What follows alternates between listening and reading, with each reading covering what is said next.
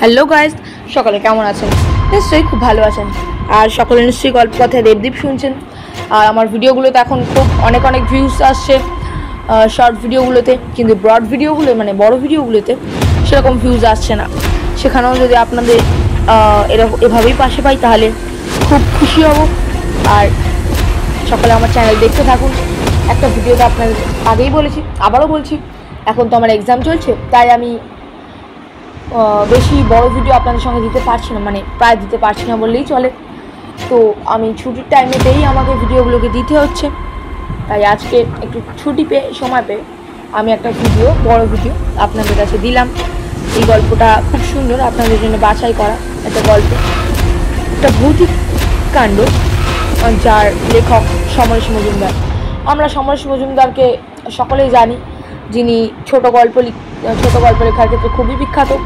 বিশেষ করে তিনি ভৌতিক গল্প, তারপর নানান গল্প, এরকম ভৌতিক গল্প, ডিটেকটিভ গল্প, এগুলো লেখার জন্য তিনি বিখ্যাত। যাই হোক, আর বেশি কথা না বাড়িয়ে আসুন আজকে গল্প শুরু করা যাক। রাতটা ছিল দুর্যোগের।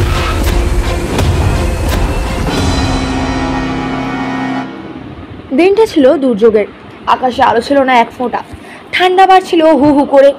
পোড়া কাঠের মতো মেঘগুলি চাপ হয়ে ঝুলছিল, যেন টোকা মারলেই হুড়মুড়িয়ে ভেঙে পড়বে। দিন ফুরোবার আগেই রাত নামলো। সেই সঙ্গে দাঁতাল হাওয়ারা নেমে এলো খোলা পৃথিবীতে। এখনও বৃষ্টি নামেনি এই রক্ষে। রাস্তায় এই আবহাওয়ায় মানুষ থাকার কথা নয় বলেই নেই। স্ট্রিট ল্যাম্পগুলি ডাইনির চোখ হয়ে জ্বলার চেষ্টা করছিল।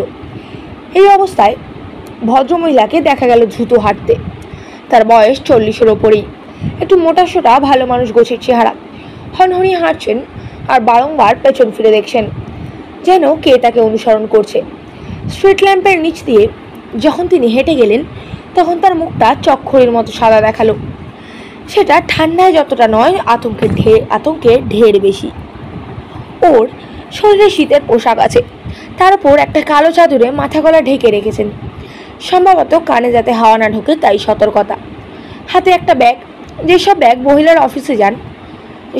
নিয়ে মহিলার অফিসে যান সেই রকমের। পায়ে মোজা এবং পামশু গোছের জুতো। দ্রুত চলার জন্যে মহিলা হাঁপাচ্ছিলেন। মনে হচ্ছিল তিনি যে কোনো মুহূর্তেই বসে পড়বেন। দুপাশের বাড়িগুলির দরজা জানলা বন্ধ, একটু আলো চোখে পড়ছিল না। বাঘ ঘুরতেই ভদ্রমহিলা দাঁড়িয়ে পড়লেন। সামনে একটা বাড়ির দোতলায় জানলায় আলো দেখা যাচ্ছে। কাঁচের আড়ালে কেউ যেন দাঁড়িয়ে কথা বলছে। ভদ্রমহিলা আর দেরি না করে ছুটে গেলেন একতলার দরজায়।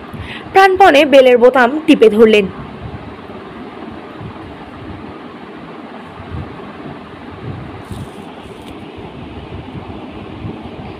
সেই মুহূর্তেও তার চোখ পেছন দিকে গেল।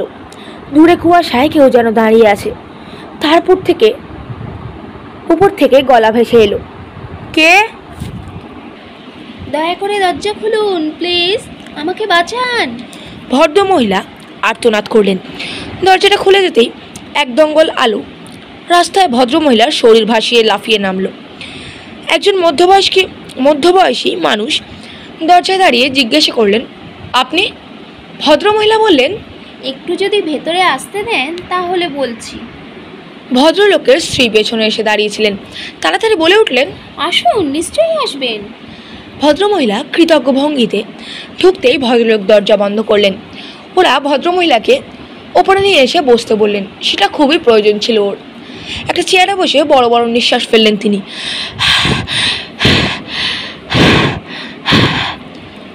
ভদ্রলোকের স্ত্রী জিজ্ঞাসা করলেন, আপনি কি অসুস্থ?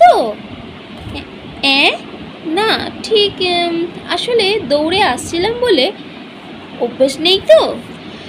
ওর কথা বলতে কষ্ট হচ্ছিল। দৌড়াচ্ছিলেন কেন? মনে হচ্ছিল বলবো কেন, স্পষ্ট দেখেছি কেউ যেন আমাকে ফলো করছিল। রাস্তায় তো আজ একটাও লোক নেই, তাই ভয়ে। ভদ্রমহিলা কথা শেষ করতে না পেরে দু হাতে মুখ ঢাকলেন। ভদ্রলোক বললেন, সে কি, এ পাড়ায় কে এমন কাজ করার সাহস পাবে? তিনি সোজা জানলার কাছে গিয়ে রাস্তাটা দেখার চেষ্টা করলেন। তারপর বললেন, না, কেউ নেই। কিন্তু ছিল। ভদ্রমহিলা প্রতিবাদ করলেন।